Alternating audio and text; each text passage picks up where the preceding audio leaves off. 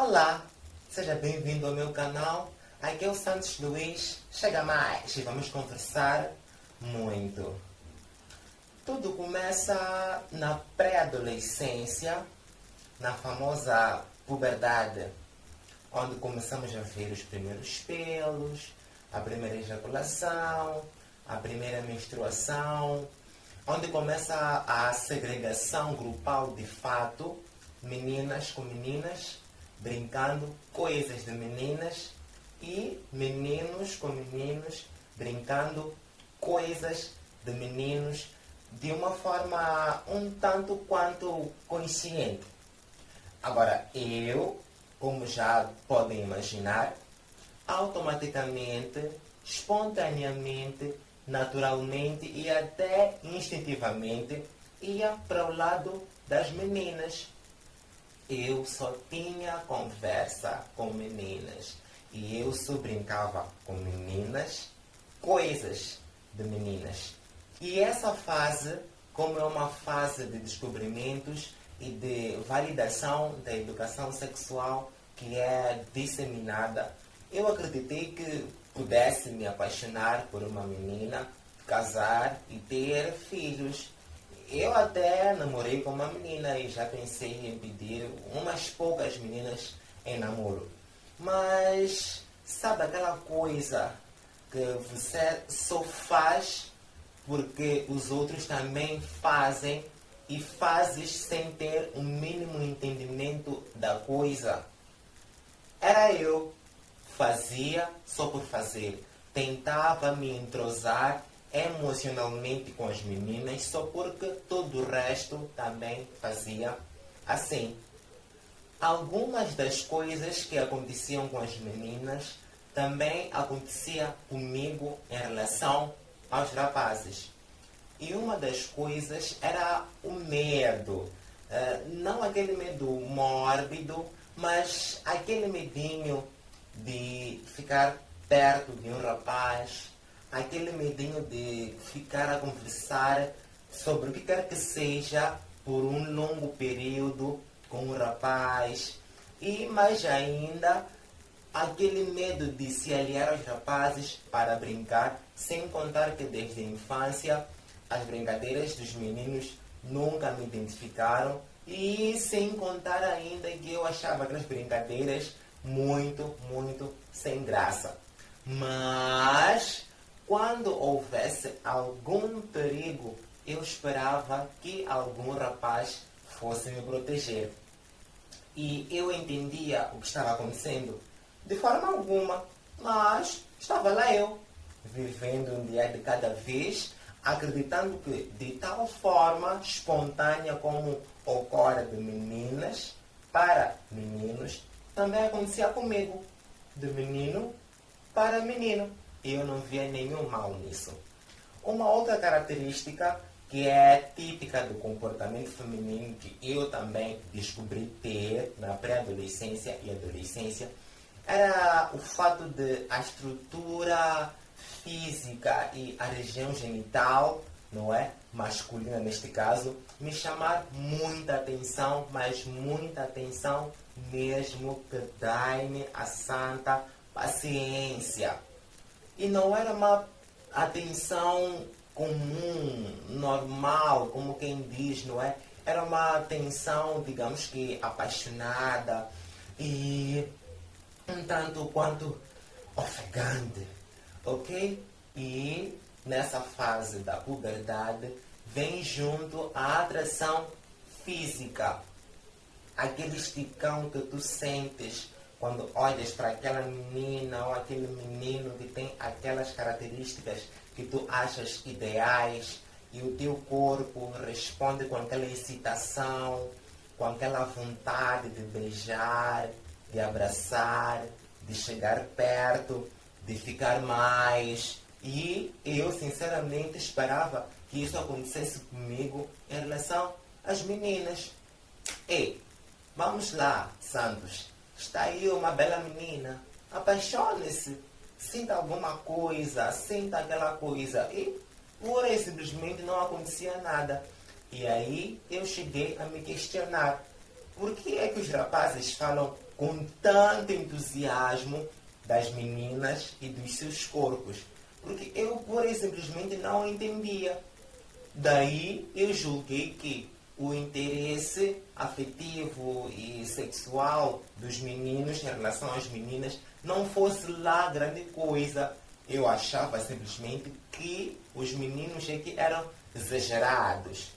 Mas, com o andar do tempo, com o meu desenvolvimento físico, orgânico, hormonal, sei lá quantos, fui percebendo que, quando eu olho para os rapazes, conforme eu disse, sobre a minha especial atenção por eles, fui vendo de que, as coisas que eu sinto, a energia que eu sinto quando olho para um rapaz é de longe outra coisa.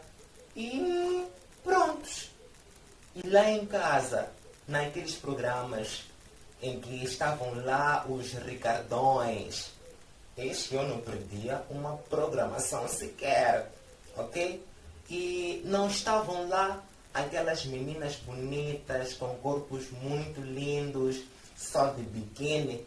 Estavam, com certeza estavam. Agora, eu estava lá para elas? Eu não.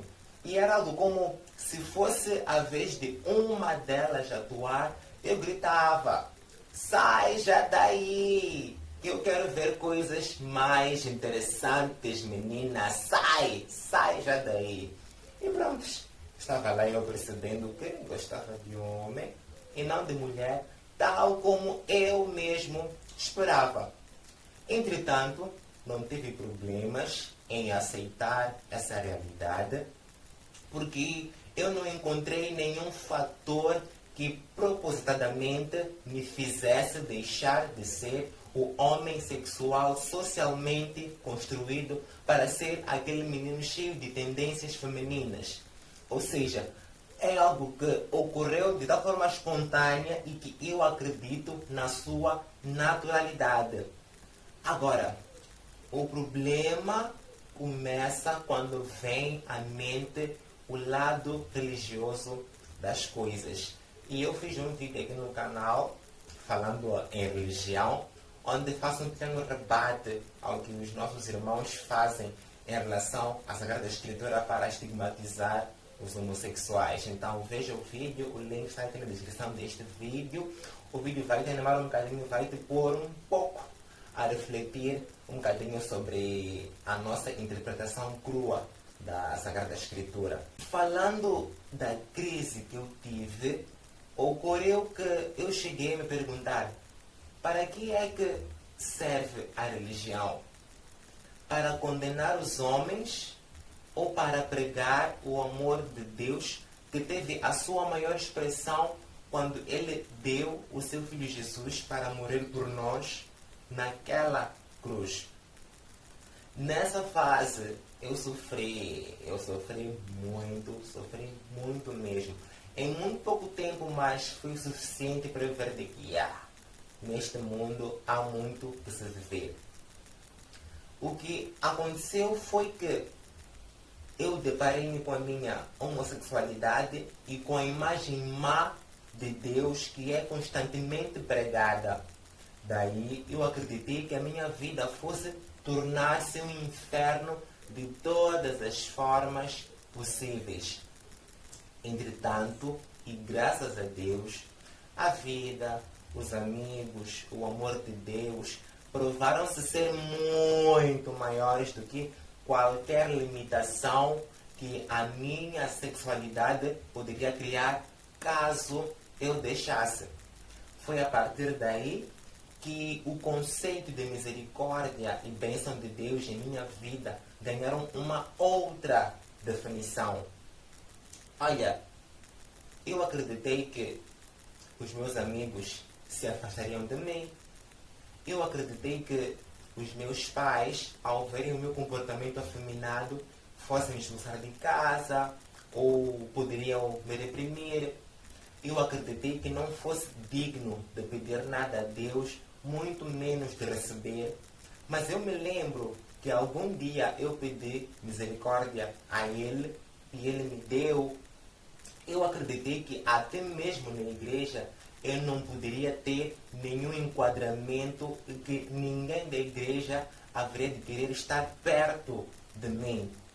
Mas eis que hoje a igreja é o lugar no qual onde eu melhor me expresso e tenho amigos que Deus me deu por meio da comunidade cristã que o que me fazem não tem preço. Esse momento de crise foi para mim um momento de revelação da face de Deus e não do seu bolso. E eu costumo dizer isso às pessoas com quem eu converso e eu digo a vocês, por mais estúpido que vocês achem que isso seja. Foi através da minha homossexualidade que eu conheci verdadeiramente a Cristo. Foi através da minha homossexualidade que eu conheci a verdadeira clemência de Deus. Foi a partir daí que eu aprendi a me humilhar nos pés de Deus e pedir clemência a Deus e ainda pedir para que Ele não tenha em conta os meus pecados, que são tantos, mas tantos mesmo, que mesmo tirando esta homossexualidade, que as pessoas perdem o sono para te provar de que isto é pecado, é obra do demônio, eu continuo lá, o mesmo pecador perverso. E, igualmente, aprendi a pedir consolo em Deus em tudo, e principalmente naquilo que os humanos não têm capacidade de compreender. E trago aqui um exemplo que me é bastante interessante, que é a história do apóstolo Paulo, que é tido como uma grande referência para os cristãos. Então, o apóstolo Paulo, ele foi um grande perseguidor de cristãos da sua altura, mas quando chegou à altura, Deus veio ao seu encontro e fez a transformação que tinha de ser feita em si e tornou-o num grande santo, num grande cristão que hoje toda a humanidade lhe faz referência e ele, de fato, é uma referência para todos os cristãos.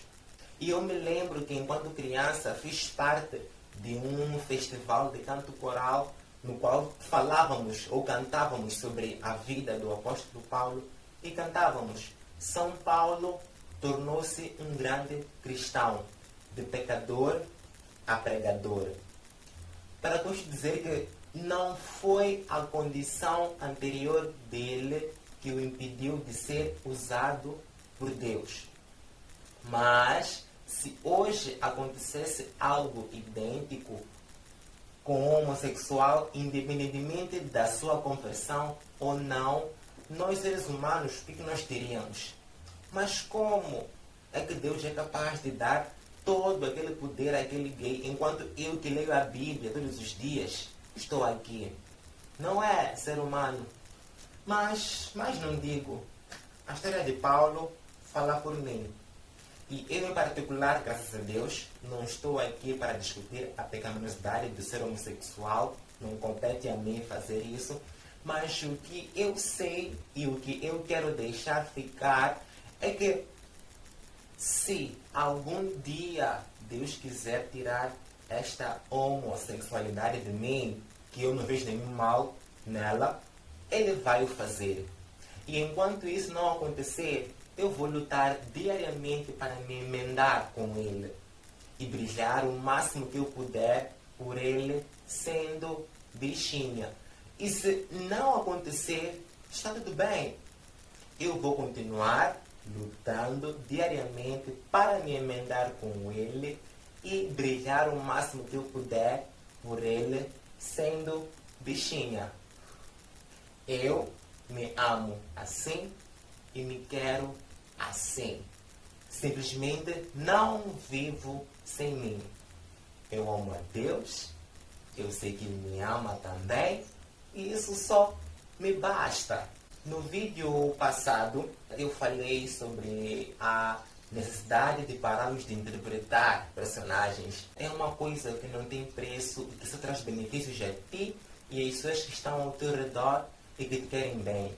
Se porventura passa por alguma crise de aceitação ou queira mesmo expandir o seu intelecto com muito pouco que eu sei, veja o vídeo passado com o link na descrição deste vídeo e conheça o que leva as pessoas a interpretar personagens e como é que nós podemos fazer para viver o nosso real eu. Não se esqueça de subscrever no canal, deixar um like, um comentário saudável e saiba, ser minoria não é incapacidade.